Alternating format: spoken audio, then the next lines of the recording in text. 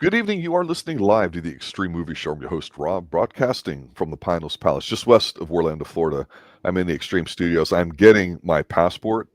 I am getting some other accoutrement to take with me from the Orlando International Airport because I'm flying to Milwaukee, Wisconsin to pick up RDV from the Great Midwest. We're going to fly over to Vietnam, and we're going to take with us a whole plane full of people that are getting deported from the ICE agency that Trump installed here recently in Central Florida. RDV, sounds like a plot of movie. It sounds like what we're talking about tonight, the Roundup with Korean Chuck Norris. There's only one problem with that. What's that, sir? I'm nowhere near Milwaukee. Well, whatever. You're not that far. At least No, the Roundup, ladies and gentlemen, this is a sequel to the Outlanders. Yeah, which we reviewed, and here's how I would describe it. And one thing that struck me very early on about this movie, a lot of times when we talk sequels, especially with what we do here on Extreme Movie Show, it struck me how different sequels can be in other countries and cultures, because in America we always say, well, the sequel has to be bigger, louder, more violent, more dopey, more over the top. Just turn it not to 11 but to 12. Here they don't do that. It's the same formula. Same but a different aspect. I love it because I'm a fan of the Raid, so I love it when there's over hatchet fights or machete fights. We get that in here too. We get about 20, 30 guys in this one room just fighting. If you're looking for the timestamps as far as when the actual fights occur, it's about the first 30 minutes is when you actually get to see Don Lee kicking some ass. And then as you go 8 minutes past that, you get the hatchet fight and all that stuff. Mm-hmm.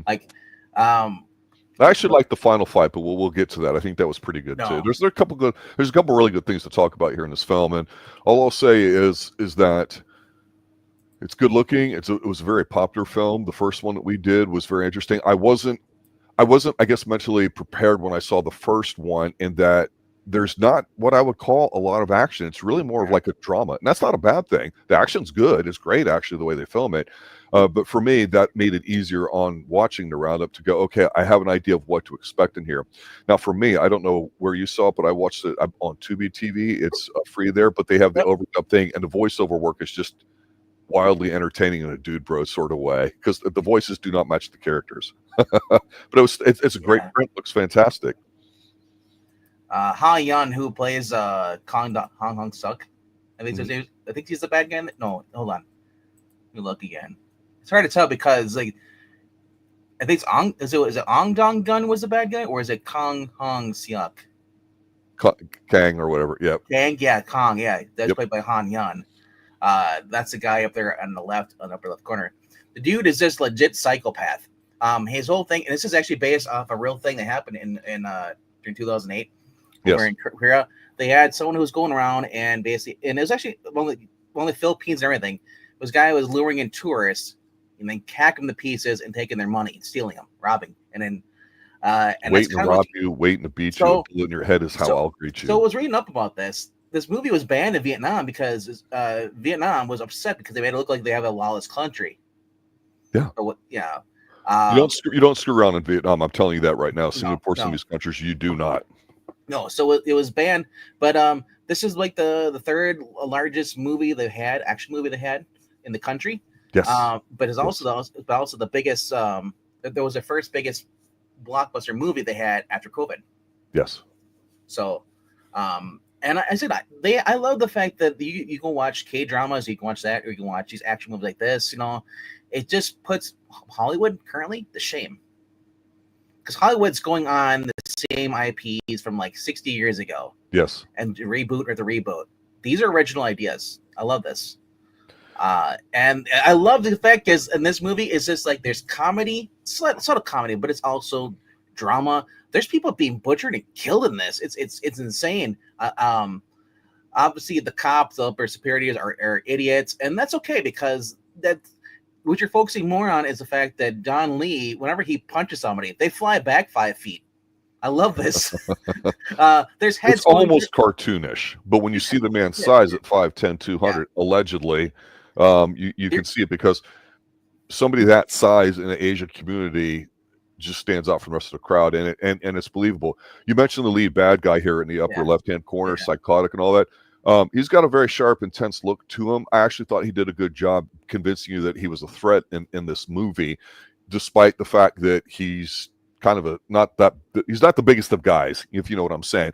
But just his look and all that, I thought he was a decent foe, because of course you'd have to have the fight at the end, and they approached the fight differently. But I was surprised by that. Don't know really too much about him and all that. And of course he's wearing a wife beater, so that helps. Yeah. Honestly, like I said, I was gonna say, if you're looking for a good movie, this is a good movie to check out. It's for free over on Tubi with ads. But if you watch it through your PC, you can put ad blocker and you could skip all the ads. That's what I do. Yes. Like I said, they got people with machete fights. You've got people being punched, people being thrown through windshields, head first into a driver's side window, smashed in. People flying onto cars, people riding on the cars. Just a lot. The bad guys are bad guys. They're not. There's no redemption. Oh, they're misunderstood. No, they're just straight up psychopaths who do murder. They don't care. They're evil. Yeah. And this is what you're getting. You're getting good versus evil. And honestly, it's this is I never would have thought I would go over to Korea and just watching their Korean movies and get what would be considered an 80s action movie back in the 80s. Yeah, you bring up a good point. The timing of it all, because the plot really is nothing more than, hey, they're going to Vietnam to extract a dude, bring him back, but they get caught up in something because they notice that there's some stuff going on there too, and that's it. There's no, to me, aha moments. There's no secret surprises. You know what's great about this? It's just there to set up every scene as they go forward. Like I say, there's a little light stuff in here together. Just when the group that he's with, they kind of bond a little bit, but the rest of the stuff, when you start getting into the lack of a better term, trafficking, kidnapping side to it and everything, it gets a little bit dark, and you go, okay, those guys are scumbags. Yeah. What I really like about this fact is that the cops don't use guns. The villains don't use guns. They all use machetes or knives. Except when he went to when him and the captain, they went over to Vietnam. One of the bad guys, they were basically Korean gangsters who'd left Korea to set up their own gambling stuff over there. They confronted because they're looking for one of the gangsters over there. One of them actually pulled out a pistol on him, so that comes into play. But otherwise, there's really no guns in this, because if their guns would come into play in this Korean bad guy would have been dead instantly. Oh yeah, absolutely. Because he's a superior fighting using machete and stuff, and but all it takes, because that's the thing I had a problem with this, because I'm so used to like everybody pulling out a gun in America, or other countries, it's hard to get a gun.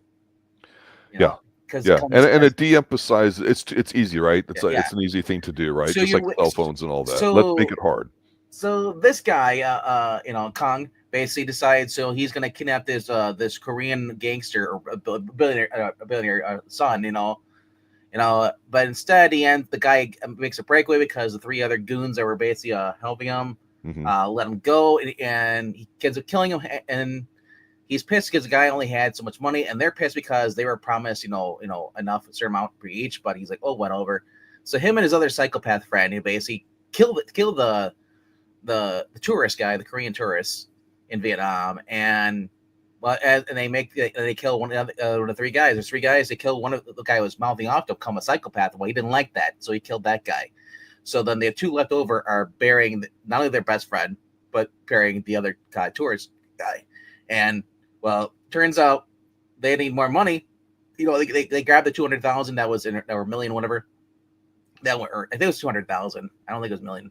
But it was inside his hotel room, which he tried to bribe the other two guys with before he gets not back. American, so that's no baht or whatever it is. Yen, it's like $50.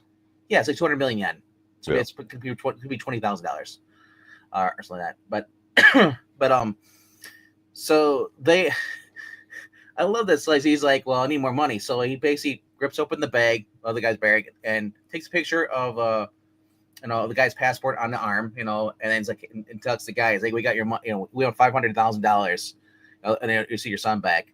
And then, but of course, things go south because of the fact that, Korean Chuck Norris is over there, Don Lee was following up on this because he knows one of the guys who turned himself in. He's like, and the guy spills the beans, he tells about this, he finds the bodies, and now this guy who's pissed off because, he sends his own goons into Vietnam to go kill this guy. because he said, "How dare you kill my son, my only son, and then you want to steal my money?" No, and that's where we get the whole machete find hatchet, hatchet scene inside this little apartment. They're all going down the hallway, and then I think so. They got the guy cornered in the bathroom, but then who comes around? His other psychopath friend, who's on the other outside of the hotel, walks in, and they just beat together and just take down these guys. And then he calls the gangster and says, like, "I'm coming to Korea, bitch. You took my money." Yeah, I'm coming to get you. So in the meanwhile, you got the John Lee. He just he comes at the very end of this. He gets in a fight with him. The captain gets a machete to the shoulder, and then they decide, well, they need to leave anyway because the guy is going to Korea after the businessman, so they want to catch him there. And it's just fun, straight up fun. Yeah, a couple of shots that I wanted to kind of mention. Some of you've touched on a little bit. I want to expand. Yeah. Early on, when we see the kidnapping at the beginning, it's kind of setting up for what's going on. So you see it once, you don't really need to see it again. You understand what's going on and who the bad guys are. So pretty simple stuff. What I liked here, and it's a little bit different, and you mentioned before the kind of surprise you have of seeing like a modern film that's like an 80s action film. To me, there was a scene in here where right when the guy escapes from the car and he's running in the field, the way they shoot that with the car stopped on the side of the road, it's not necessarily a busy 6, 8, 10, 12 lane intersection like here in the States. It's just a long road. But the way it's where they filmed it, you see the huge city skyline way off in the distance. It looks like it's a live shot or whatever. And I thought that's kind of a nice way to contrast the modern big cities that you have in some of these towns, realizing that, most of it's still farmland or just through the World War II and everything too. So I thought, okay, that's kind of neat looking. But the big scene to me that shot very intriguingly is the machete fight in the apartment complex. So bad guy, wife beater guy, he knows these people are out to get him, and he comes into the room and he looks around and he stops short, and the way they film it, you see that the other guys are right around the corner, spread out evenly, so there's going to be a fight. So he kind of senses something and ducks into the really small, I'm going to guess, bathroom, like really small one.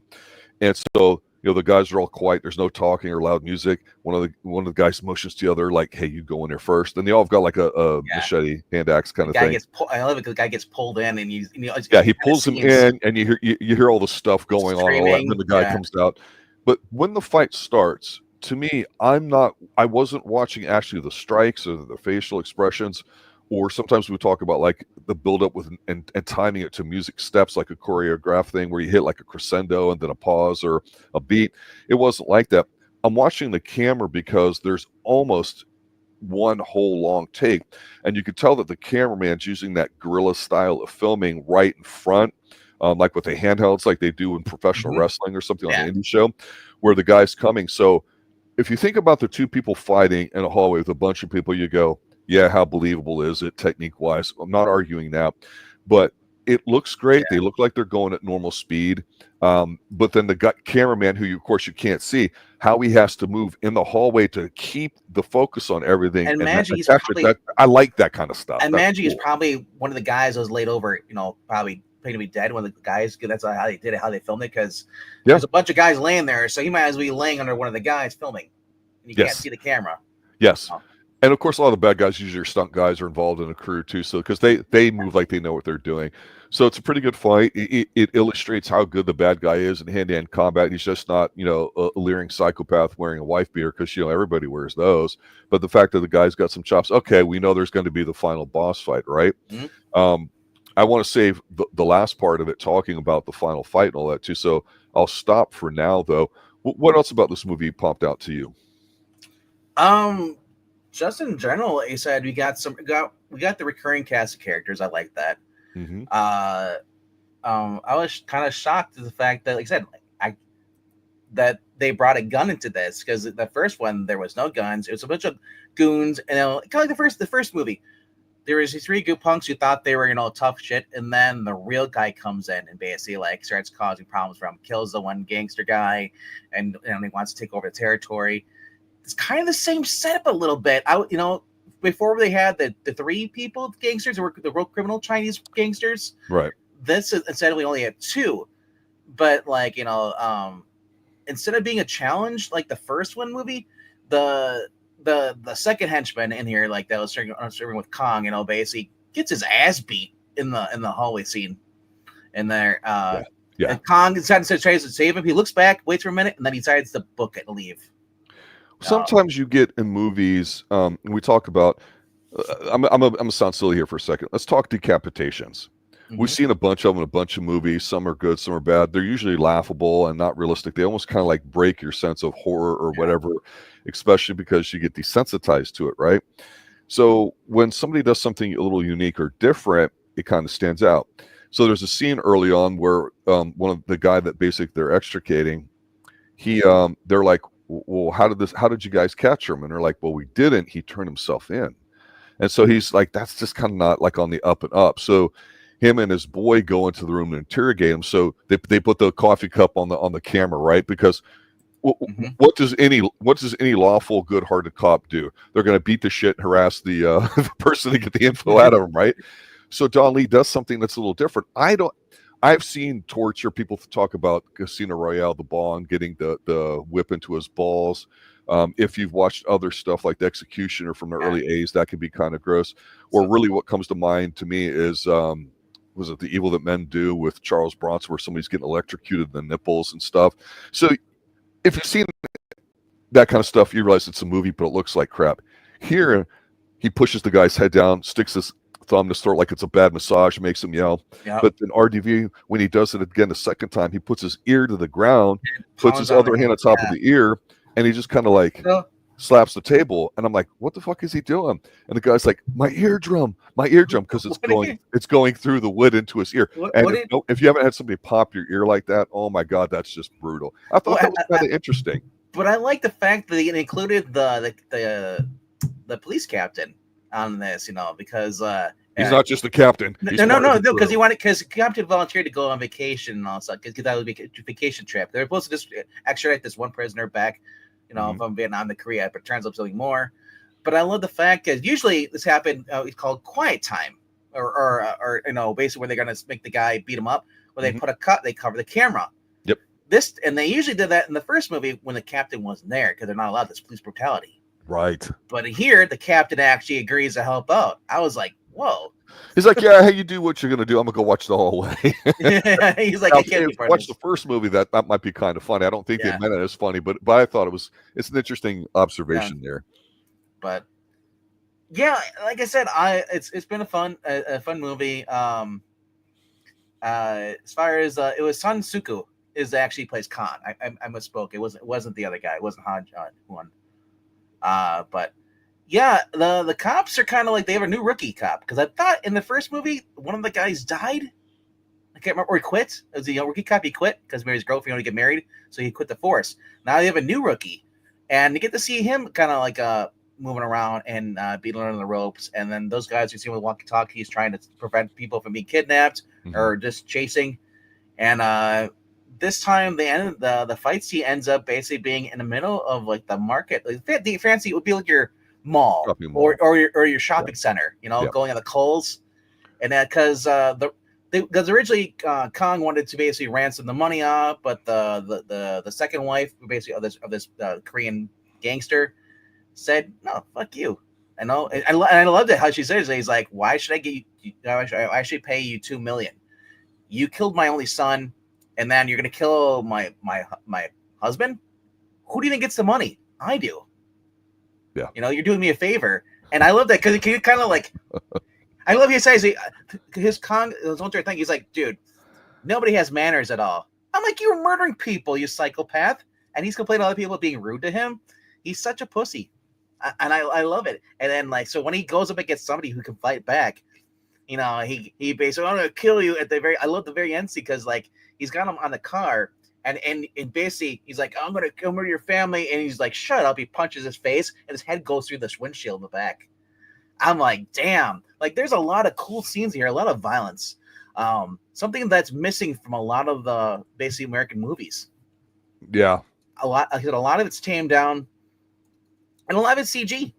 Yeah. It's just honestly, this is no different than watching a Jackie Chan film. Some of the wild stunts that you in here.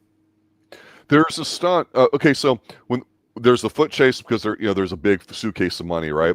And so even the bad guys crossing the street and almost get hit by a car. but it's a real stunt, and it's not like it's a big deal. It's just a quick chase. It's not even really exciting, but it looked a little different. And he stops there because somebody gets in the car, gets away, and then these two cops kind of like show up, like, "Hey, what's going on?" He stabs them both, and you're like, "Okay, I'm not kind of used to seeing that the way they filmed it. It just that felt a little different." But guy in the bottom he steals money, and he hits a car. It causes him to crash into the shopping center, and he gets out. And the stunt I want to bring up, and I'll comment on the one you already mentioned, is when they're in the parking lot. You know, like a lot of times you have an underground garage or connected garage, right? So they're in the garage, and the one guy's actually on top of the car, and he's not hanging like they're like on his belly button. He's kind of up, and the one guy kind of like stops it, and you see him fly off of it with the other windshield. Yeah, that's like watching Raw or you know the NWO back in the day on it was more. It's more like the action movies in the 80s.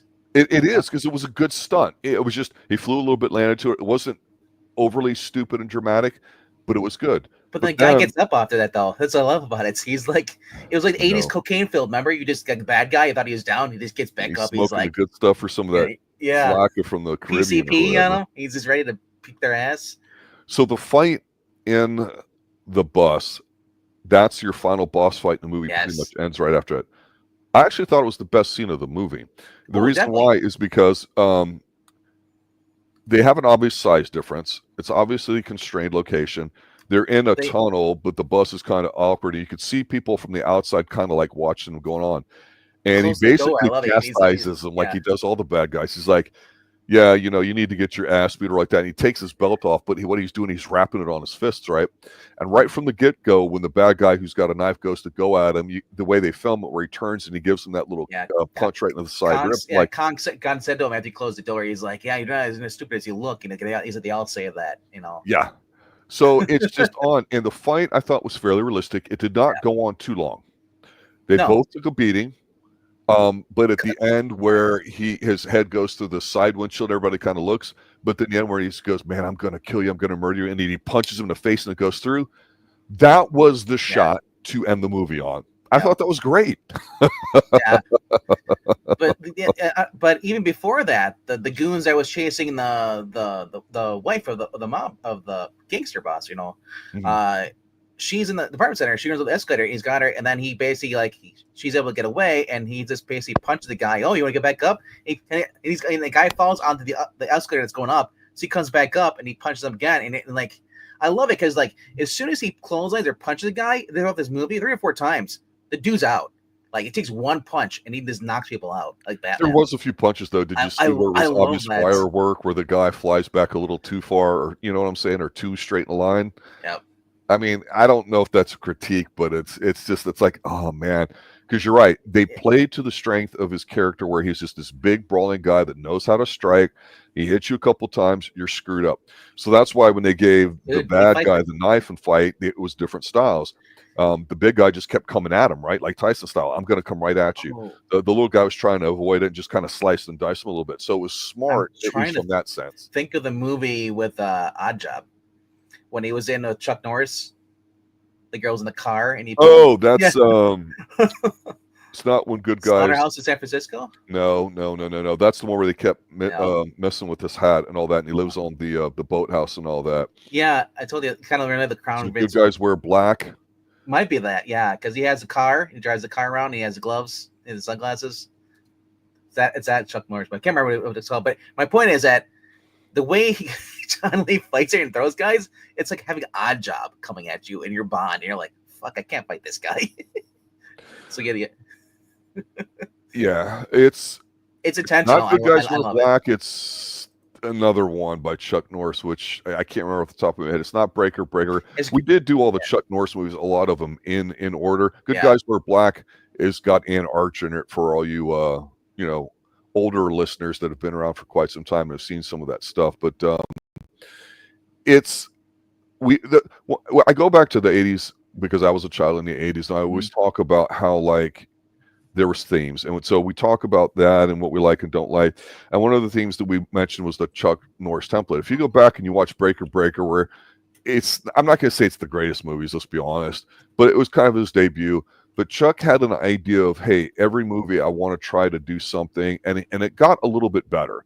He had some stuff in Hong Kong. He obviously is a legitimate fighter. We talk about how these things allow it to be kind of successful, but we always said that it was more of a less is more type of approach, where you didn't have this tremendous volume of fights and bullets and stuff. What's that? Is it Eye of the Dragon? Oh. No. You got to look at the filmography. Is it a Force of One? Octagon? Oh. It's not the Octagon, bro. No, it's not the Octagon. Professor Tura Tanaka. I'm just trying to remember which movie it is. Yeah. I found it. Force Vengeance. That's what it is, I believe. That's the one I'm thinking of anyway.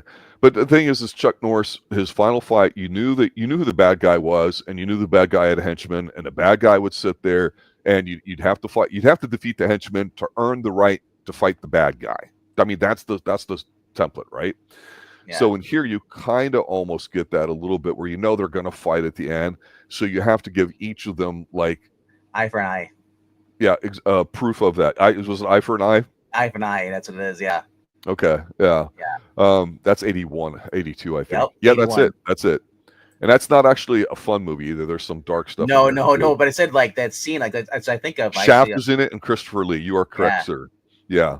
But Chuck Norris would have, like, when he's boxing in it or whatever, the people that he had in his movies were legitimate, like, boxers or kickboxers and point karate guys and stuff. Just like other movies that we saw, he would try to have an element of, like, say, the ninja stuff, like in the Octagon, which I think is a great movie. He did some science fiction stuff, but eventually he turned into the Patriot American in the 80s with those kinds of films, and it stopped really being the martial arts. And I'm not going to complain about it. It simply is what it is. But here we have a similar approach, and it's 2025, right? Of course, this movie came out a couple years ago. I was inspired by you to do Train to Busan, and I said, hey, I don't know who this big stoutly dude is in it on a train, but my eyes immediately went to him and go, he reminds me of a Korean Chuck Norris. And I remember in the stream at that time a few years ago, we were joking about it. We did the sequel, but that's why we're interested in this guy, to say, what else has he done? And so we did the first movie of his. We liked it. This one's very similar to it. You don't have to watch the first movie. It's not like it's going to help you out in this one. You might see it as the same movie, just in a different place. There's nothing wrong with that. Reading up more about this movie and how it's based off of the missing South Korean soldier who was suspected a victim of serial killer kidnapping in a murder case that took in the Philippines between 2008 and 2012, and which other Koreans who were disappeared along the victims of the case. And unlike the film, they never caught the person. So yeah. It'll be interesting, because I imagine we'll do the third film at some point here too. But he's one guy that, just by watching something from different culture and all that, we're just like, hey, let's give it a shot. So the reason why we're doing this is because the poll that we put up last week was just some general themes, like, hey, what do you want us to focus on recently? And for a while, it was actually classic movies. And then our martial arts listeners decided to show up and vote. That was the runaway. So we're like, hey, this is an excuse to do that. Every now and then, you and I send a link to each other. Hey, what do you think of this one? What about that? You can't close the poll, but the poll is still open. Obviously, I would love to do some more classic movies from the 40s or the 60s. There's tons to do. Hey, let me point this out. Desert Rose puts in there about Kill Bill 1 and 2. That's Quentin Tarantino. I didn't have a problem with Tarantino's movies. I think they're a bit derivative, and I mean that not necessarily in a bad way. I think he understands the type of Lady Snowblood is better than Kill Bill and Kill Bill 2 combined. Lady Snowblood was a very pleasant surprise. I was just going to bring that up, and I'm glad you brought that up, because if you watch Kill Bill 1 or 2, you're like, hey, that's a really cool idea. Hey, this, that, women fighting, this and that, fighting in the snow, and this and that. They even have it's a combination of all these older films. And we happened to watch some of them, and they were like, hey, wait a minute, this reminds us of there. So it's kind of cool where we see things get inspired. Lady Snowblood is the inspiration for Kill Bill. Yeah, it's good. And it has the actress from Lady Snowblood singing her song like she sung in the Lady Snowblood in Kill Bill. Yeah. So, like I said, Kill Bill, I've never watched it, but when I've heard that I liked it, they like David Carradine's character. My thing is, I can't see Uma Thurman being a threat, especially against Lucy Liu. No. Oh, Lucy Liu, I know, right? It's like what? It's like Queen Latifah being the Equalizer. It ain't happening. It just doesn't work for me. It doesn't work. She's no Edward Woodard, definitely. You know, I always think of Uma Thurman, and one of the biggest scenes from Kill Bill I Thumbs remember is fucker. her like being buried alive and crawling out of her grave. I just mark out for crawling out of graves. You got to take that seriously. Yep. Yeah, Lady Snowblood is it's a very pretty film. But like you and I have talked about before, what our personal tastes are and what we like and don't like doesn't mean a movie's good or bad, No. even though we can say it's bad because this or whatever. Like the other night, the young 20-something Professor Pixel and I talked about The Ninth Gate, which he watched at the last minute, and we both really liked it. It's a very colorful film. I know you're not a big fan of it, but the one thing you can definitely say about it is the guy knows what kind of film he's trying to make. When you see Lady Snowblood, you go, hey, wait a minute. This isn't just a goofy film with a bunch of people walking around, right? It's kind of serious. And some of those films, depending on who you watch, it gets kind of like there's different themes to it, right? So we wanted to kind of go back to a drama that has I wouldn't say there's a lot of martial arts in here. To me, it's just action. It's action. Is the only, if anything, when it comes to martial arts in here, it's not really. Yeah, there really isn't martial arts in this movie. It's basically Don Lee, basically boxing. Yeah, just Which popping a few little I kids prefer around and bam. sometimes. And as far as it comes to choosing your movies, especially like when it comes to martial arts stuff, it's no secret that Rob and I will look for a movie that we think we both are gonna like. We're not gonna look. We're not gonna be like, hey, let's just review that movie, and we're like, oh, that looks like crap, you know. But I mean, if that wins the poll, sometimes I'll put a movie in there that Rob may not like in the poll, or movies that he likes, and I'm like, oh, I don't mind into that. But whatever wins the polls and usually have a poll running from Tuesday night till Sunday would be our Sunday review on 7 o'clock. So look for that. I'll put a poll up tonight later on, and make sure you vote on that so your voice is heard. But yeah, I mean, the fun of it is just talking about it here, you know. The movie may suck, but sometimes there's stuff I always find stuff about a movie I like. Well, for example, one thing that I think we'll probably do here soon, if we're continuing with martial arts over the next few months or something, is that like you want to go in with an open mind because even if you've seen a film when you're younger, and it's not now that you're older and you're watching it, every country has their rules and their laws, their culture, and it can be different. So the thing that surprised me, we have not actually done a lot of Japanese karate movies, and we did a Sonny Chiba movie, and the dude's physically big by Japanese standards, oh my gosh, and he's a solid guy, but his films, the way you watch them, aren't pretty. They're brutal the way he fights, and he's intense. And I'm like, man, I really freaking like that. He was in Kill Bill as well, too. Yeah, he's the older guy, right? Sonny Chiba is a character to get used to. When you first start watching Street Fighter, like he does his breathing techniques. It sounds like he's gagging. He sounds like he's one of the walkers from Walking Dead. Go, I was just like this is weird. But when I said the fighting is really good. If anything, I'm more into like stuff like Shinobi. I love a base where they have the swords fightings. I love that stuff. The Wandering Samurai. Street Fighters is a nice one to start out there. Street Fighter, Sister Street Fighter too. There's a lot of them. And then we said like some of these we did what is the two movies we did with the girl from Enter the Dragon? It should be in her channel actually. Angela Ma, yeah, she's got some good movies out. Yeah, and I think you have a separate playlist. Yeah, I do. And Sammo Hung actually appears in some of her films as well. So it's like I said, there's a lot of cool martial arts there, especially 70s. Toei, a lot of people know Toei, and it's called Toei Animation. They usually do like Dragon Ball Z, all the new anime stuff and all, but they actually Toei Productions actually during the 70s was doing a lot of the not Street Fighter, but not Street Fighter in video games, but separately. But as far as the 70s martial arts movies, which for a while I think were on Tubi, I don't know if they still are, but Daily Motion has a lot of movies on there as far as martial arts stuff goes. So you're good for stuff. And also too, we talked about at the time we were trying to say, okay, this is what we see when we get like a Shaw Brothers film versus something else. And then we've talked, of course, everyone's like, oh, you can't talk about action movies and martial arts movies without talking about Jackie Chan. We've done several of his films.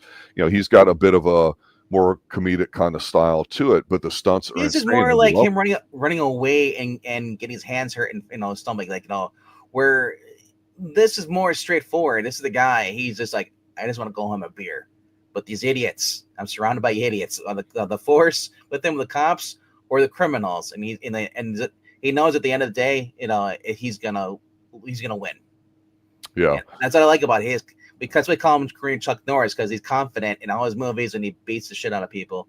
Yeah, and he's got that walking or like yeah. Stop it, give me the knife, drop it. He's got this. He's got the swagger, Yeah, Yeah. at the very beginning, there's a guy who basically was holding this people as a mother and daughter at this gas station hostage, or not gas station, but a little corner market, whatever, with a knife and stuff.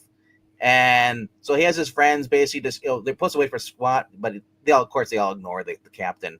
He goes he's going to go in for the rear entrance. Friends are going to distract him, but he ends up knocking over a shelf. And he's like, oh, fuck it, whatever. And then he walks in, goes to the guy's swinging his knife. He's like, you should stop pointing a knife at people. You can hurt somebody. Then he gets him in the arm lock and he starts stabbing in the butt. He's like, does that feel good? So he brings his arm. Like I said, it's just so much watching like an 80s action like a movie, or just Dirty Harry in general, like how he approaches things. He's a loose cannon, and they can't do anything to stop him. They can reprimand, like, cool, whatever. I'll do what I want. And eventually he just gets his own way and he solves the case. One thing I think we differed on slightly too, in terms of style or visually, whether it's appealing to us, is that the Muay Thai type movies that by a really scrawny dude, Tony Jaa, he did Hong-baek the Thai Warrior. I had caught those years ago when it first came out. Somebody's like, hey man, you got to check this out. And I think we reviewed a couple of those because some of the cinematography and all that is kind of cool and it's different looking. And so that's one of the things we try to do here is just go, hey, what kind of movie are we in? Well, martial arts. Well, do we want violent? Do we want more stuntman? Do we want like classic stuff?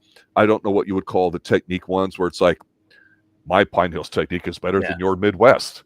Okay, then we fight about it, right? Or we find the master that teach us the secret move that nobody else did. That kind of stuff. I eat that stuff up, right? That's fun. But sometimes we want a girl in a Catholic schoolgirl outfit that we don't know can kick your ass, and she beats the shit out of you because you're kick girl. Up on her. Yeah, like high kick girl we did.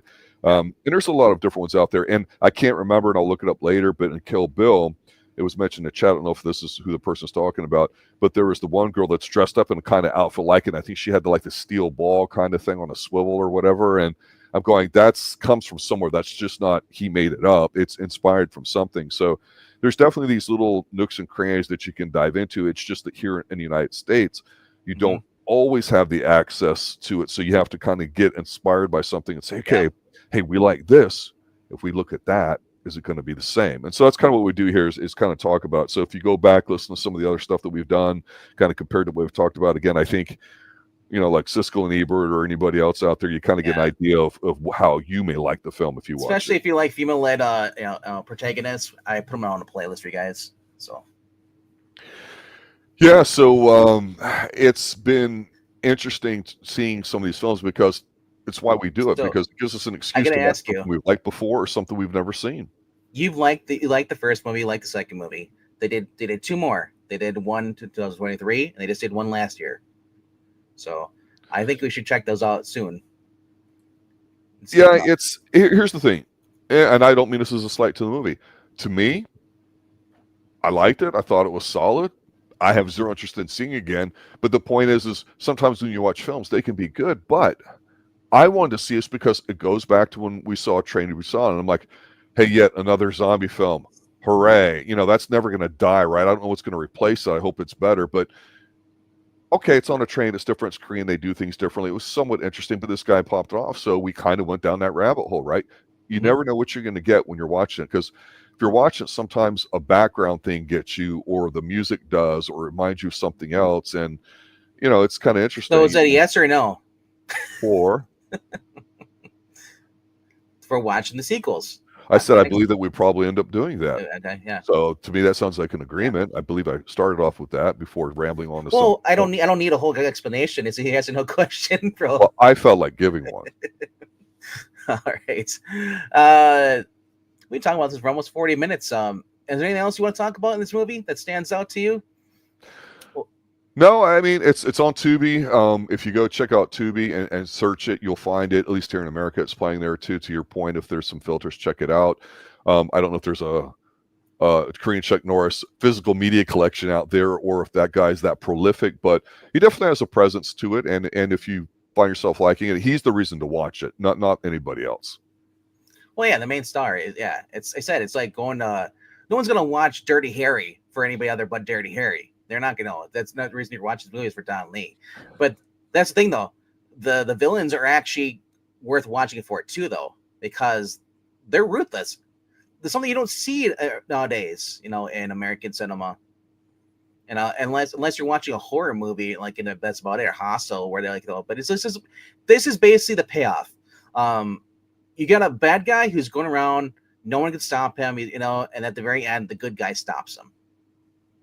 And that's I kind of miss that, because nowadays, if you watch an American film, the bad guy it's kind of like, okay, he's killed this, he's killed all these innocent people, and is he going to get away with it? And sometimes he does. That's the whole point of horror movies. They're depressing. Where in the action movies, I like having where the good guy defeats the bad guy at the end. That's what's supposed to happen, right? Yeah. So yeah. But like I said, I don't like it when I watch something where the good guy, doesn't win at the end. So. Yeah, I agree. It had the appropriate ending. It had a build up too. Yes. It is nice pace building up to him confronting the bad guy. They fought once, but the guy managed to get away. So you knew that the second time they meet was going to be a final boss battle. And it was actually worth it. It wasn't, the guy wasn't a pushover, but still you knew the guy was out of his league, because now he's like, there, I'm going to kill you. And he's like, you're going to do what? But like I said, it would be interesting if this would have been done where they actually had people carrying guns. But then it turns into a shooting movie, and I don't like that. That's why I think this movie works best without anybody having it in a country with using guns. Had it been the United States, same movie, everyone had a gun, and then basically they're just shooting they're going to keep shooting until they run out of bullets, and then they're going to fight fist to fist. It's like, nah, I don't need guns. This is straight up boxing, straight up machetes, which I think is more brutal. And that's kind of why I like the movie The Raid. Or not not The Raid. The one I'm thinking of is They Come at Night. Yeah. The hatchet scenes, everybody's coming up, and you got this one guy, Yakuza guy, versus like 40 guys with hatchets, and you're just basically surviving, trying to get out, protect this one girl. So I said that's another good movie. I don't know if it's still on Netflix and all. Another one was Revenger. Was that good too? And even still, you're talking about a type of film like where a bunch of people are like, surrounding like a building or trying to break in. So it makes enemies have to be friends of situations or whatever. Mm-hmm. You see that in John Carpenter in science fiction films like Assault on Precinct 13. Where did that idea come from? It came from some Western type movies where you got to surround the wagons and this and that. So there's some of these themes that kind of come up that it's amazing how they pop up over and over again. Just you wouldn't think of it at the time. So I know you had mentioned that before about the movie that makes it somewhat unique. Whereas I think in the Tony Jaa movies, there's always like one or two scenes that they go really long, like up and down a stairwell and all that, just to show off how incredible they can film everything in one sequence. And that's just what they do. It's like John Wick before John Wick, really, because John Wick was not something we haven't seen before. Just we've seen it in other films, just not in America. MK, when I say depressing, the whole point of the whole movie is that there's some murder people in it. That's the whole point of a slasher film. This is kill people. And I don't need to see that. I can just go read about it in the paper, how people are murdering each other. You know what I mean? But there are people who actually I love when Jason kills people. I love when Freddy kills people. It's like killing innocent people, man. It's I like love you got psychopaths. That's interesting stuff. All right, everybody, that's it. Thanks for watching. Thanks for listening. Thanks for retweeting out. We love martial arts movies here. It's what we started with. We'll always continue to be doing them. But again, whatever poll we put up, appreciate you guys taking the time to vote. Give us suggestions for films. I covered The Ninth Gate because that was a request. So if you have any more, keep them coming. We'll keep that under advisement. And until then, good night. And, stay extreme, guys. Later, guys. Good night. Remember, leave a comment down.